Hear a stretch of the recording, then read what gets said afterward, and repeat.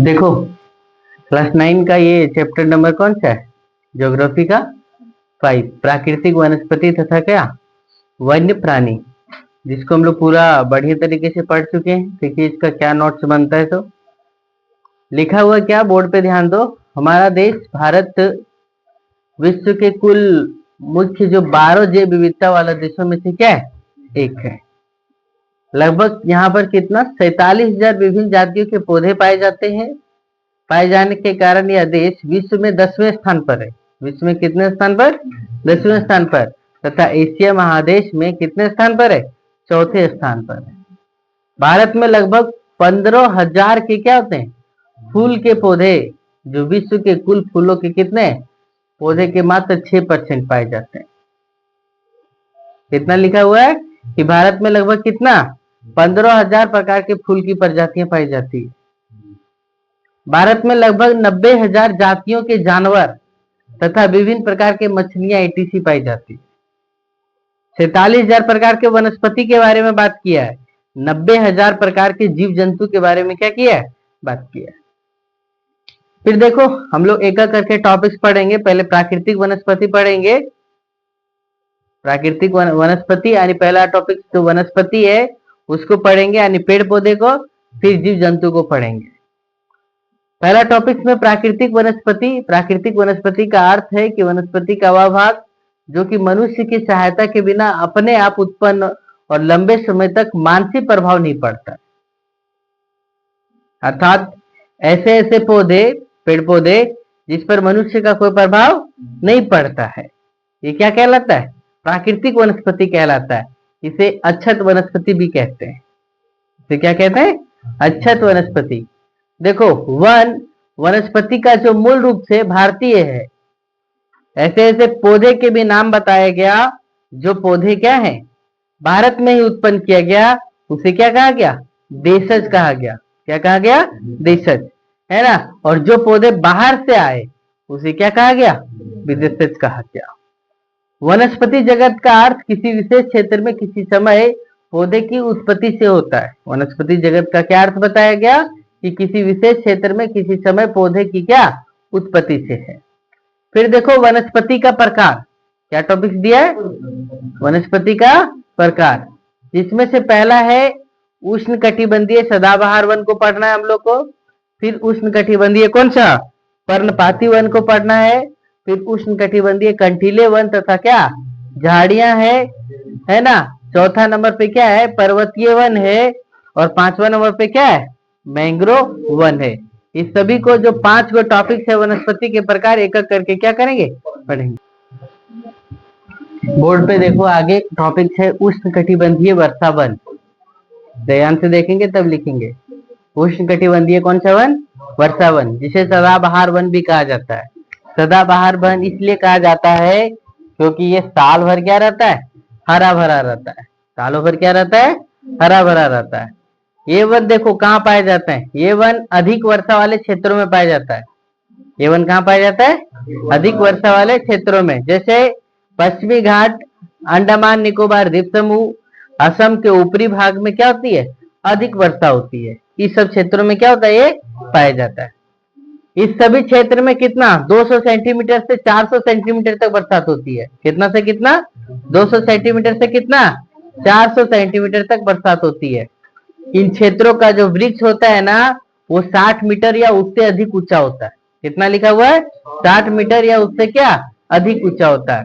इस वन में पतझड़ का मौसम नहीं होता है। इस वन में क्या होता है? पतझड़ का मौसम नहीं होता है, यानी पेड़ पौधे सारा पत्ता एक बार गिरा नहीं देते हैं। अतः यह वन क्या होता है? साल भर वन हरा भरा रहता है। इन वनों में पाए जाने वाला जो व्यापारिक महत्व के कुछ वृक्ष है ना, उस वृक्ष में क्या नाम आया? आबनूस, महोगनी, रोजवुड, रबड़, चिनकोना, ये सब पेड़ का नाम है जो इस क्या होता है? उष्णकटिबंधीय वर्षा वन में पाए जाते हैं। इस वन में सामान्य रूप से पाए जाने वाला जानवर हाथी, बंदर, लेमूर, हिरन etc है। ठीक है। फिर देखो उष्णकटिबंधीय पर्णपाती वन, क्या टॉपिक लिखा है? उष्णकटिबंधीय पर्णपाती वन। ये भारत के बड़े क्षेत्रों में फैले हुआ है। ये वन जो है पर्णपाती वन, ये क्या है, बड़े क्षेत्रों में फैला हुआ है। इसे मानसूनी वन भी कहते हैं। इसे क्या कहा जाता है, मानसूनी वन। इस क्षेत्र में 70 सेंटीमीटर से 200 सेंटीमीटर तक बरसात होती है। इस प्रकार के वन साल भर में एक बार कितना, 6 से 8 सप्ताह के लिए अपना सारी पत्तियां क्या कर देती है, गिरा देती है। देखो, जल की उपलब्धि के आधार पर इन वनों को दो भागों में बांटा गया है, एक आर्द्र तथा दूसरा कौन सा, शुष्क पर्णपाती वन में बांटा गया है। आर्द्र या नम पर्णपाती वन उन क्षेत्रों में पाए जाते हैं जहां 100 से कितना, 200 सेंटीमीटर तक बरसात होती है। आर्द्र वन कहां पाया गया, देखो पर्णपाती वन दो प्रकार का, एक आर्द्र और एक क्या, शुष्क। तो आर्द्र वन कहां पर, जहां 100 से 200 सेंटीमीटर बरसात होती है। यह वन देश के पूर्वी भागों में, उत्तरी पूर्वी राज्यों में, हिमालय के गिरिपाद में, है ना, झारखंड में, पश्चिमी उड़ीसा में, छत्तीसगढ़ तथा पश्चिमी घाटों के पूर्वी ढालों में भी क्या होता है, इस प्रकार के वन होते हैं। क्या नाम है, सागवन, बांस, साल, शीशम, चंदर, खेर, कुसुम, है ना, अर्जुन तथा क्या, शहतूत के वृक्ष पाए जाते हैं। समझ गए क्या। फिर देखो दूसरा आया कौन सा, शुष्क पर्णपाती वन। ये वन उन क्षेत्रों में पाए जाते हैं जहां कितना होता है, 70 से 100 सेंटीमीटर तक बरसात होती है। यह प्रायद्वीपीय पठार में होता है। उत्तर प्रदेश, बिहार के मैदानी भागों में क्या, इस प्रकार से बरसात होते हैं। इस क्षेत्र में कौन सा, सिंह है, शेर है, सुअर है, हिरन है और क्या, हाथी, विविध प्रकार के पक्षी, छिपकली, सांप और कछुआ पाया जाता है। इस क्षेत्र में जो हम लोग के यहाँ जो पेड़ पौधे पाए जाते हैं ना, उसमें एक वो देख लेंगे तो कौन सा, नीम और कौन, महुआ। जो ये दो प्रकार के पेड़ है वो क्या करते हैं, साल भर में अपना सारा पत्ता एक बार गिरा देते हैं।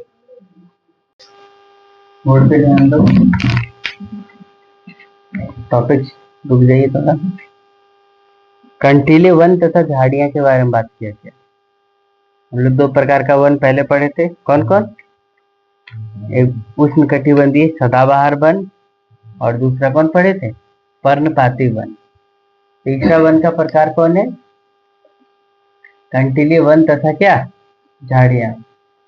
देखो इन क्षेत्रों में क्या होता है, जो बरसात होती है वो कितना, 70 सेंटीमीटर से कम होती है। बरसात होती है वो कितना होती है, 70 सेंटीमीटर से कम होती है। और वहाँ प्राकृतिक वनस्पति में कंटीले वन तथा क्या होती है, झाड़ियां उत्पन्न होती है।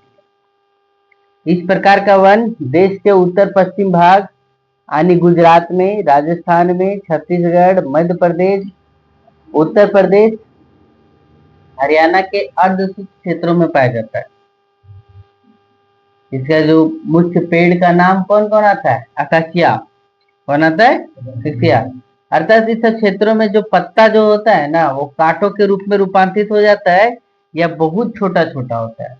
जैसे अकासिया तो होता है खजूर, यूफोर्बिया, नागफनी, कैक्टस, है ना, ये सब क्या आता है, तो कंटीले वन तथा झाड़ियों के क्षेत्र में आता है। इन जंगल में प्राय कौन कौन सा जानवर, चूहा है, खरगोश है, लोमड़ी है, भेड़िया है, शेर है, सिंह, जंगली गधा, घोड़ा, ऊंट पाया जाता है। ऊंट में थोड़ा ऊपर रेस लगा लेंगे। फिर देखो पर्वतीय वन है, कौन सा, पर्वतीय वन। पर्वतीय क्षेत्रों में जो वन पाए जाते हैं उसे क्या कहा गया, पर्वतीय वन कहा गया।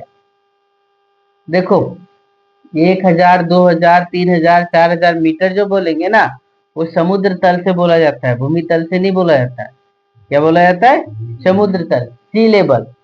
1000 मीटर से 2000 मीटर तक की ऊंचाई वाले क्षेत्रों में आर्द्र या शीतोष्ण कटिबंधीय वन पाए जाते हैं। इसमें चौड़े पत्ते वाले चेस्टनट वृक्ष पाया जाता है। चौड़ा पत्ता वाला कौन सा वृक्ष पाया जाता है, चेस्टनट वृक्ष पाया जाता है। और जैसे जैसे और ऊपर जाएंगे ना, 1500 से कितना, 3000 मीटर की ऊंचाई पर जाएंगे तो शंकुधारी वन वृक्ष जैसे चीड़, देवदार, सिल्वर, फर, स्प्रूस, सीडर ईटीसी मिलना शुरू हो जाता है। यानी ये सब पेड़ जो होते हैं वो किस प्रकार के, शंकु के आकार के होते हैं, या फिर समझेंगे तो उल्टा लट्टू के आकार का होते हैं। समझ रहे हैं क्या, इसका उल्टा लट्टू के अनुसार से होता है। फिर देखो आगे क्या लिखा हुआ है, 3600 मीटर से अधिक, मी मतलब मीटर, मी मतलब क्या, मीटर, मीटर से अधिक ऊंचाई पर कौन सा शीतोष्ण कटिबंधीय घास के मैदान के स्थान पर अल्पाइन वनस्पति ले लेती है। वहां पर कौन सा आ जाता है? अल्पाइन घास आ जाता है। अल्पाइन घास का उपयोग कौन करता है? तो गुज्जर तथा बकरवाल जैसे घुमंकड़ जाति द्वारा पशु चारण के लिए किया जाता है। किसके लिए किया जाता है? देखो, अल्पाइन घास का उपयोग गुज्जर तथा बकरवाल जैसे घुमंकड़ जातियों द्वारा पशु चारण के लिए किया जाता है। फिर देखो क्या लिखा है, तो अधिक ऊंचाई वाले भाग में मोस, लिचेन घास, टुंड्रा वनस्पति का क्या है? एक भाग है। जो अधिक और ऊंचा जाएंगे ना, तो कौन कौन सा? मोस घास मिलेगा, लिचेन घास मिलेगा, और क्या? टुंड्रा प्रकार का घास मिलेगा। इस क्षेत्र में कौन सा जानवर? तो जो लोग घास खाते हैं उस प्रकार के जानवर मिलेंगे, जैसे हिरन है, कश्मीरी महामिर्ग है, जंगली भेड़ है, खरगोश है, तिब्बतीय बारहसिंगा है, याक है, हिम तेंदुआ, गिलहरी, रीछ, आइबेक्स, लाल पांडा, भेड़, बकरी, है ना, ईडीसी पाया जाता है सब क्षेत्रों में। फिर आया कौन सा? Mangrove one. कौन सा आया? Mangrove one. मैंग्रोव वन यह क्या है? तो दलदली क्षेत्रों में पाया जाता है। कहां पर पाया जाता है इस प्रकार के वन? दलदली क्षेत्रों में, अर्थात जहां पर कीचड़ ज्यादा हो, है ना। यह वनस्पति तटवर्ती क्षेत्रों में जहां ज्वार भाटा आते हैं वहां की प्राकृतिक महत्वपूर्ण प्राकृतिक वनस्पति है। इसमें पौधे की जड़ें कहां पर डूबी रहती है? पानी में डूबी रहती है। इसमें जो पौधे की जड़ें होती है वो कहां डूबी रहती है? पानी में। खास करके कहां कहां बताया? देखो, गंगा, ब्रह्मपुत्र, महानदी, कृष्णा, कावेरी, गोदावरी, ये सब के जो डेल्टा भाग है ना, ये सब वनस्पति वहां पर मिलती है। गंगा ब्रह्मपुत्र डेल्टा में सुंदरी वृक्ष पाया जाता है। गंगा ब्रह्मपुत्र में डेल्टा में कौन सा वृक्ष पाया जाता है? सुंदरी वृक्ष पाया जाता है, जिसके कारण इस डेल्टा को क्या कहा जाता है? सुंदर वन का डेल्टा कहा जाता है। देखिए, मैंग्रोव वन में जो सुंदर वन का डेल्टा है ना, वो सुंदर वन के डेल्टा में कौन सा टाइगर पाया जाता है? तो रॉयल बंगाल टाइगर पाया जाता है। और यही रॉयल बंगाल टाइगर को संरक्षण किया गया है। ध्यान से सुनेंगे। फिर देखो, नोट में औषधीय पौधा के बारे में बात किया गया है, सुन लीजिए तब लिखेंगे फिर से। आयुर्वेद में लगभग कितना? 2000 पादपों का वर्णन किया गया है। कितना का? 2000 पादपों का वर्णन किया गया है। और कम से कम कितना? 500 का प्रयोग निरंतर किया जा रहा है। 500 का प्रयोग क्या किया जा रहा है? निरंतर किया जा रहा है। और भी देख लीजिए, पढ़ाते वक्त पढ़ा दिए हैं, ध्यान से समझेंगे कि जो 352 पादप है ना, उनमें से 52 पादप क्या है? अति संकटग्रस्त हैं, और 40 पादप क्या है? विनष्ट होने का खतरा है। फिर देखो, टॉपिक है सर्पगंधा। कौन सा? सर्पगंधा। सर्पगंधा जो जड़ी बूटी से प्राप्त होता है ना, पेड़ पौधे है, वो क्या करता है? ब्लड प्रेशर को नियंत्रण करने में काम करता है। समझ रहे क्या? फिर देखो, जामुन। जामुन का जो पका हुआ फल होता है उसका सिरका बनाया जाता है। जो पेट में गैस बन जाता है या फिर पाचन समस्या होती है, वो सभी समस्याओं के लिए क्या करता है? वो काम कर जाता है। कौन सा? सिरका। फिर देखो, जो जामुन का जो बीज होता है उसका पाउडर बना लिया जाता है, और पाउडर बना करके क्या किया जाता है? मधुमेह रोग, जिसको मतलब क्या बोलते हैं? डायबिटीज हो गया, उसका ये दवा के रूप में क्या करता है? काम करता है। फिर देखो, अर्जुन, जिसको हम लोग घर तरफ क्या बोलते हैं? छतनी का पेड़ बोलते हैं ना, ये इसका जो ताजा पत्ता का निकला हुआ रस क्या करता है? कान दर्द में सहायता करता है। कान दर्द में क्या करता है? सहायता करता है। फिर आया बबूल। कौन आया? बबूल। बबूल का जो पत्ता है ना, वो आंख की फुंसी के लिए लाभदायक है। फिर देखो, नीम प्रकृति में पाए जाने वाला सबसे बड़ा एंटीऑक्सीडेंट है ना। इसका हर एक चीज प्रयोग में आता है। इसके तना से हम लोग क्या कर सकते हैं? दतुअन कर सकते हैं ना, जो आता है टहनी इसका, वो दतुअन का प्रयोग हो जाता है। इसका तेल भी बनता है। इसके पत्ते को लोग क्या करते हैं? बना करके खाते हैं। यानी मतलब हर एक प्रकार से क्या है? एंटीऑक्सीडेंट के रूप में काम करता है। यानी जैव और जीवाणु क्या है? प्रतिरोधक है। फिर देखो, तुलसी। तुलसी का पत्ता आप डेली प्रत्येक दिन एक खाएंगे ना, तो कभी बीमार पड़ने का संभावना नहीं होगा। हाँ, क्योंकि जुकाम और ये खांसी का क्या दवा के रूप में भी प्रयोग होता है। लोग कान भी दर्द करता है ना, तो इसका रस निकाल करके क्या करता है? कान में डाल देता है, तो दर्द भी क्या हो जाता है? कम होता है। फिर देखो, कचनार। कचनार का जो है उसका फोड़ा हुआ दम्मा रोग के लिए प्रयोग किया जाता है। इसका जड़ और कली पाचन शक्ति में सहायता करता है। इसका जड़ का प्रयोग और कली का प्रयोग कहां पर किया जाता है? पाचन शक्ति के लिए। फिर देखो आगे का टॉपिक है वन्य प्राणी। आगे का टॉपिक कौन सा है? वन्य प्राणी। जिस प्रकार से भारत में प्राकृतिक वनस्पति पूरा भरा पड़ा है, कितने प्रकार के? तो 47,000 प्रकार के विभिन्न प्रकार के क्या है? वनस्पति यानी पेड़ पौधे पाए गए। उसी प्रकार से भारत में 90,000 प्रकार के क्या है? प्रजाति किसके? जीव जंतु के पाए गए। किसके पाए गए? जीव जंतु के। देखो क्या लिखा हुआ है, देश में लगभग 2000 से अधिक पक्षियों की प्रजाति पाई जाती है।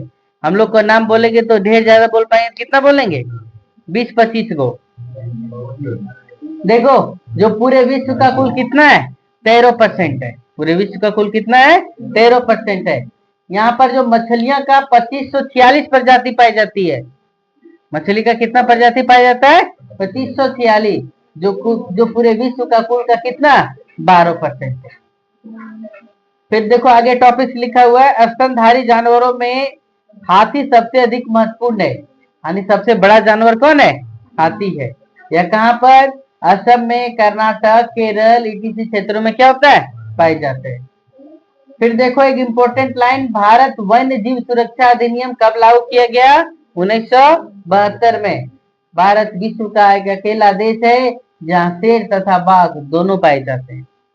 भारतीय शेरों का प्राकृतिक वास स्थल कहाँ है? तो गुजरात के गिर जंगल में। गुजरात के कहां पर? गिर जंगल में। फिर देखो बाघ कहां पर पाया जाता है? तो मध्य प्रदेश, झारखंड के वनों में, पश्चिम बंगाल के सुंदरवन, हिमालय क्षेत्रों में क्या होते हैं? पाए जाते हैं। फिर देखो तेंदुआ जो है ना, वो बिल्ली प्रजाति का ही समूह है। बिल्ली प्रजाति का ही क्या है? समूह या सदस्य है। समझे? आज यहीं तक। देखो